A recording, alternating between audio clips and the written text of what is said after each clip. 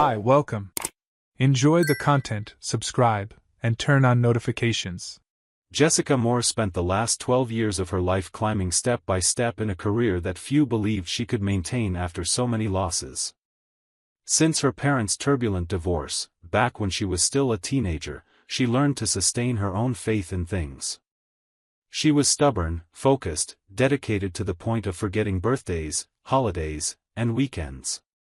Working became the way to protect herself from the pains that insisted on lingering around. And it was like this, between increasingly ambitious interior design projects and awards that featured her name in architecture magazines, that she believed she had won. Until she met Blake Turner. He appeared at a time when Jessica no longer remembered what it felt like to truly rest. Blake seemed to bring balance. Intelligent, successful, with a sharp sense of humor and that kind of look that makes you feel unique. Within a few months, they were living together. And in less than 2 years, they were already talking about marriage. Jessica, who had always been skeptical about happily ever after, found herself wrapped up in a promise of future that seemed, for the first time, reliable. She had found someone with whom she could share her life, and that comforted her more than any award or contract. But just 11 days before the wedding, when the flowers were already ordered, the invitations sent, and the honeymoon paid for, Jessica discovered that Blake had been having an affair with a co-worker for months. The betrayal wasn't just a broken trust, it was an internal earthquake. She questioned everything, her criteria, her instincts, her ability to recognize true love. She felt ashamed with friends, family, and even with herself. She felt ridiculous for believing so much, for defending someone who lied so easily. She decided to leave Chicago without looking back. Not on impulse, but because she realized that if she stayed, she would spend the next few years stuck in memories that hurt. Seattle seemed far enough, different enough. There, she started over. Bought a small apartment, reorganized her portfolio, and dove into work, this time with more strategy and less urgency. But fate, as always, likes to play with time.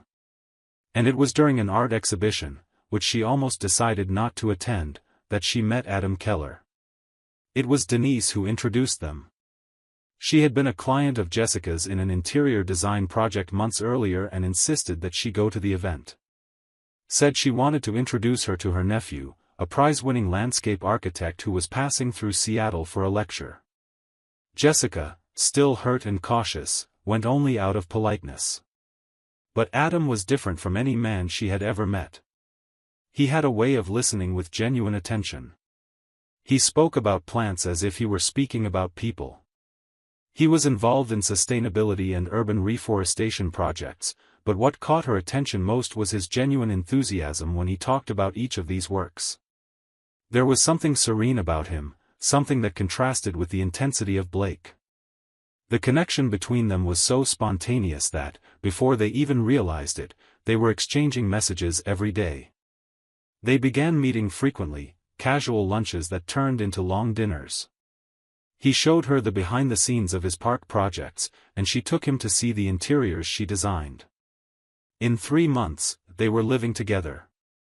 And it was exactly on the day their time together reached that mark that Adam surprised her with an old ring from his family.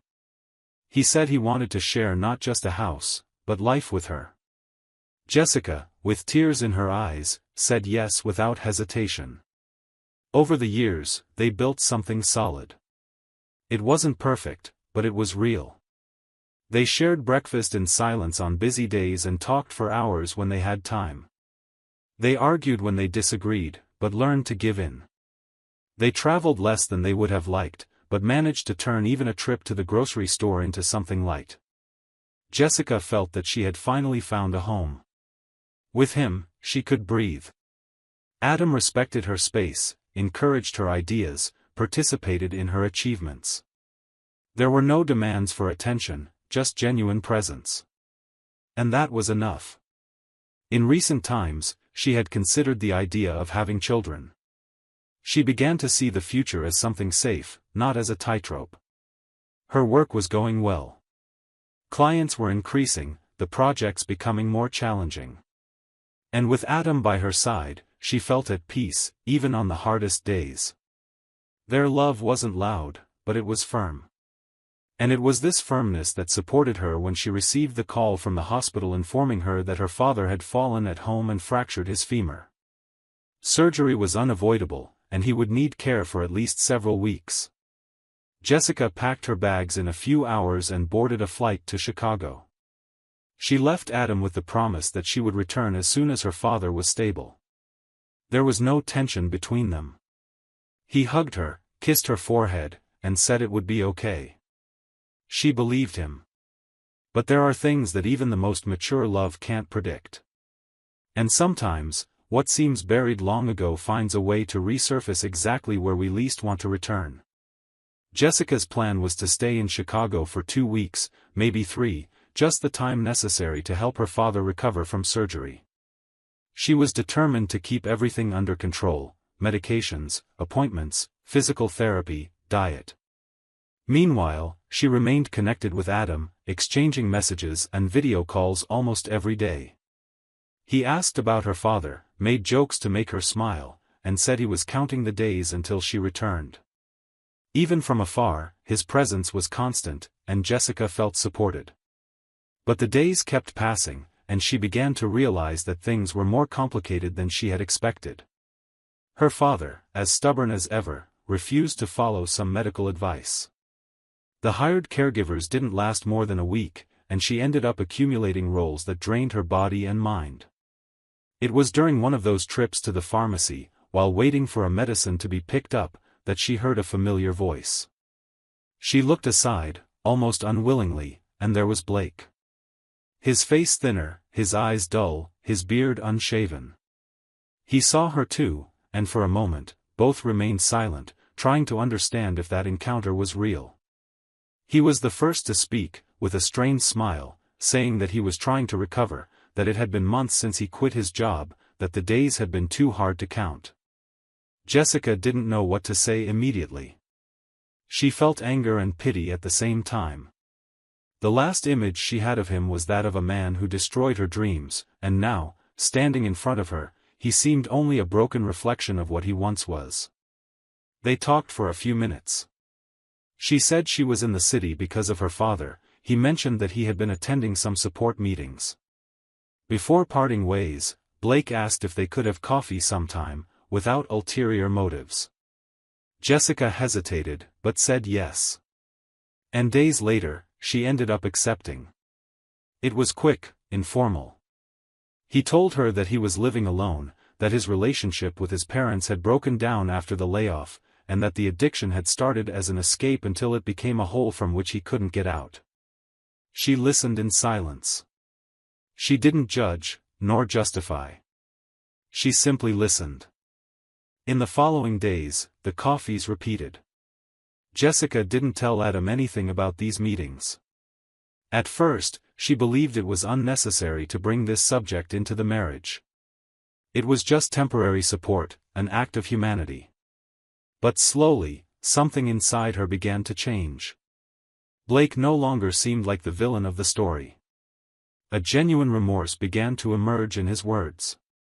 A tired man, trying, albeit in an unstable way, to fight against his own ghosts. And she let herself be drawn into this attempt at redemption. It was her idea to search for a rehabilitation center with intensive support. She researched options, scheduled interviews, accompanied visits, and finally convinced him to check in. When he finally accepted, she got emotional. She felt like she was, in some way, closing a cycle with dignity. Blake was admitted. The clinic was known for its results, and the work was serious. Jessica visited him frequently, helped with exercises, dynamics, and moments of emotional instability. She was a constant presence, and he recognized this with gratitude. The professionals at the clinic saw her as an essential support in the process. And despite everything they had gone through in the past, Jessica dedicated herself sincerely. She told herself that there were no ulterior motives, that she was there as a friend, as someone who understood the other person's pain. But it only took observing the looks between the two of them to notice that there was more than empathy. On the anniversary of her marriage to Adam, she woke up early, helped her father with his routine, and headed toward the clinic. She didn't inform Adam about the visit. In her mind, a call at the end of the day would be enough to compensate. She brought some books, snacks, and spent a large part of the afternoon chatting with Blake. He was more cheerful, said he had dreamed of a time when the two of them were still together, free of the mistakes that destroyed the past. Jessica smiled without knowing how to respond. At one point, he cried. He said he didn't feel worthy of having been loved by her. That, despite all he caused, he still remembered the way she used to look at him. She leaned closer, placed her hand over his, and hugged him. A long hug, loaded with memories, regrets, silent forgiveness. A hug that wasn't just an act of support, it was a goodbye to everything that once existed between them and that, for a second, seemed to want to revive. What Jessica never imagined was that Adam had decided to surprise her on that day. He boarded early, thinking about how special it would be to show up unexpectedly on their wedding anniversary, even from a distance. He called her father, wanting to know if it would be okay to do a quick visit, but said it would be a surprise. Her father answered politely, but said that Jessica wasn't there, that she had left early to visit a friend hospitalized in a rehabilitation clinic. That was what she had told him. Adam, curious, asked which clinic it was, saying he wanted to personally deliver the flowers to brighten her afternoon. Without suspecting anything, her father gave him the address. Adam thanked him, excited about the idea of an intimate, beautiful, meaningful moment. When he arrived at the clinic, he went to the reception, but before being announced, he stopped in front of the slightly open door of the visiting room. Inside, he saw Jessica hugging Blake, eyes closed, her face resting on his chest, in an intimacy that said everything. For a few seconds, time seemed suspended. Adam felt his heart sink. That scene left no room for doubt. The woman he loved so much was there, involved in a past that should have remained buried. Jessica noticed Adam's presence when she pulled away from the embrace. Their eyes met. She tried to stand up, tried to say something, but he had already understood everything. Whatever she said at that moment wouldn't have the power to erase the image he saw. She only said that it wasn't what it seemed. He took a deep breath, looked at her for a few seconds, and turned his back. He left without making a scene, without demanding explanations. He understood that silence carried answers harder than any word. And with a broken heart, he decided it was time to leave. Adam didn't say anything. He just observed that scene long enough to understand everything. The hug between Jessica and Blake didn't seem like a farewell, nor a gesture of compassion. It was full of feeling, unresolved history. With his stomach twisted and his heart clenched, Adam left there without saying a single word. Went to the parking lot, got into the rented car, and remained there for a few moments staring at nothing. He held the flowers on his lap as if still wanting to believe that it was a mistake. But he already knew it wasn't. He started the car, put it in gear, and began to drive away. Jessica appeared at the entrance of the parking lot at the exact moment he was maneuvering to leave. Upon seeing her, he ran to the car, signaling for him to stop. He rolled down the window. She approached, ready to say something, perhaps explain. But before any word was spoken, Adam threw the bouquet on the ground, between them, with a firm expression of someone who had already decided everything. Then, he accelerated without looking back. Upon arriving at the airport, there was no ticket booked, but he didn't care. He bought the first available one and boarded a few hours later, without even thinking if anyone would notice his disappearance. During the flight, he tried to sleep, but the image kept coming back, Jessica, with her eyes closed, her face pressed against Blake's chest. It was a scene that spoke louder than any justification. Upon arrival at home, it was already late, and he didn't turn on the lights. He walked to the bedroom, grabbed a suitcase, and began packing his clothes calmly, like someone accepting a silent defeat. He didn't knock anything over. He just carefully arranged each piece, as if closing a cycle with dignity. He went to the living room, took the box of memories they had kept together since the beginning of the relationship, movie tickets, cards for special dates, some developed photos. He put everything inside the suitcase, without allowing himself to hesitate. He separated the documents, valuable items, and belongings he had brought from his previous house. He emptied the shelves, took his books, and removed the photo frame from the shelf. He didn't want to write a letter or leave a note. He emailed his lawyer requesting the start of the divorce process and told him he would leave the key with the concierge. He wouldn't wait for confrontations. For him, everything was already clear. Hours later, the apartment was clean, quiet, and empty of any trace of him. Adam went down, handed the key to the concierge, and asked that it be passed on to Jessica. He said only that she would know the reason. He left without looking back. He went directly to his childhood friend's house, where he would stay until deciding what to do with the shared assets and legal responsibilities. He didn't talk to Denise, nor did he reply to messages. The only thing he did was cancel the flight she would use to return to Seattle a few days later. He wanted to make sure they wouldn't be under the same roof again. Jessica returned home the next day completely distressed. She had called Adam several times since the previous evening, sent messages, and even tried to contact Denise, but nobody answered. His phone was off, and the silence on the other side only increased her anxiety. She took the first flight in the morning, hoping to find him and explain everything, even though she didn't know where to begin. Upon opening the apartment door, she felt a void that didn't need explanation. His absence was in everything. She went straight to the entry table, his keys weren't there anymore. She called for him, walked through the rooms, and nothing. She opened the closet with trembling hands and felt the world spin when she saw the empty shelves. His clothes were gone. She went to the bathroom, opened the cabinet, and only her products remained. His space in the mirror, clean. The watch he always left on the nightstand, also gone. There was no doubt left, Adam had left. And apparently, he had no intention of returning. The next day, she stood in the middle of the living room, still processing the emptiness, when she received a call from an unknown number. She answered with hope. From the other line, a formal voice introduced itself as Adam's lawyer and informed, objectively, that the divorce process was being initiated. Jessica fell silent, holding the phone to her ear as if not hearing right. When the call ended, she sat on the couch, feeling the weight of the words. Formal request for divorce. She didn't need further explanations. That confirmed everything. She tried calling Adam again, sent messages, wrote an email.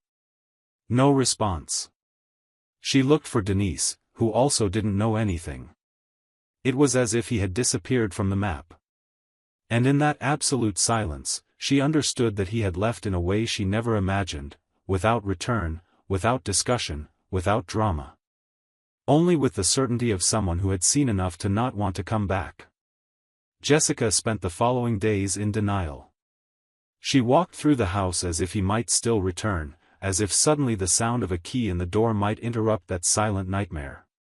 She waited for any sign, any message, any action indicating regret from his side.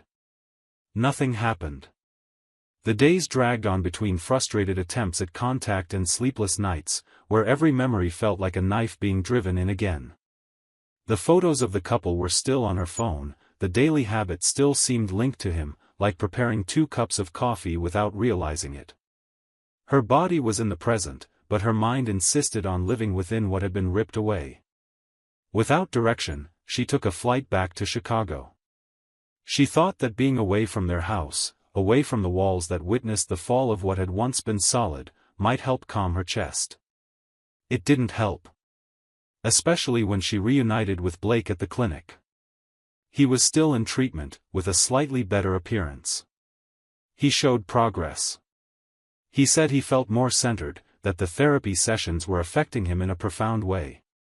Jessica got involved again in that reality, this time fully. She surrendered to the care, to constant presence. She believed that, if she had already lost her husband, at least she could help someone recover. With time, the meetings became closer. Blake seemed another man. He made a point of thanking her for everything, showed real interest in her life, in the pains she carried. The intimacy between them grew, and even with all the open wounds, she began to believe that perhaps that chapter with him hadn't ended the way she always imagined. She accepted his invitation to rent a small apartment together.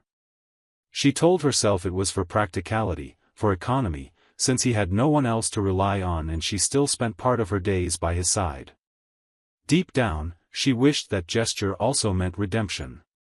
That the man who had destroyed her dreams in the past would be able to build something new beside her. She was tired of starting over alone. She wanted to be loved again, wanted to believe that the effort wasn't in vain. And when she received, that very week, the official confirmation of her divorce with Adam, she felt that it closed a cycle forever. The paper was signed, sealed, definitive. Around the same time, Blake was released from rehab. The doctor said he had shown significant progress and that, with emotional support and discipline, he could move forward. Without hesitation, they decided to live together again. Jessica believed that this time would be different. In the first few months, Blake seemed truly transformed. He cooked meals beside her, kept his post-treatment appointments, showed interest in the projects she resumed as a freelancer. He said he felt lucky to have a second chance, and she clung to that. Slowly, she let go of suspicion, pain, fear of being betrayed by her own hope. She began to imagine a possible life beside him, without idealizing, but with some relief at seeing signs of stability. For the first time in a long time, she didn't wake up crying. She was reorganizing her life and trying, in her own way, to turn the past into a starting point. Until one Wednesday night, Blake informed her that he would go out for dinner with an old colleague from his support group. Jessica didn't question it. He seemed stable, had been keeping his appointments, and she wanted to believe that trust was part of the rebuilding. As the hours passed, his phone stopped responding. By 2 a.m., the line went straight to voicemail. She tried not to create catastrophic scenarios, but the unease prevented her from sleeping. The next morning, while deciding whether to call the clinic or try to reach some of his contacts, the phone rang. She answered, expecting to hear Blake's voice, but from the other side came a woman, speaking quickly and directly. She introduced herself as Amanda, his ex-girlfriend. She was calling from Blake's own phone and informed that he was unconscious and they were in a motel in the northern area. She said they had spent the night together and that, at some point, he had acted strangely, confused, mixing alcohol with medication. She explained that, before losing consciousness entirely, Blake had murmured something about Jessica being a trustworthy friend, someone who would know what to do. Amanda then asked, as if it were the most natural thing in the world, "Can you come pick him up here?" The question echoed like a blow. Jessica froze, holding the phone with trembling hands, feeling the world collapse once again, just like always. Jessica didn't think twice. She hailed a taxi and went directly to the motel. During the ride, her heart raced and her head swirled with unanswered questions. When she arrived, she found Amanda at the reception, tense, holding Blake's phone in her hands. They went upstairs together to the room. The scene was devastating. He was disoriented, slurring his speech, with a lost look. With Amanda's help, they managed to dress him and place him in the back seat of the car and took him to the nearest hospital. Jessica held his head during the ride, trying to maintain control of the situation while forcing herself not to break down right there. At the hospital, while waiting for the appointment, Amanda casually remarked that it was good Jessica had come, since she seemed a very close friend.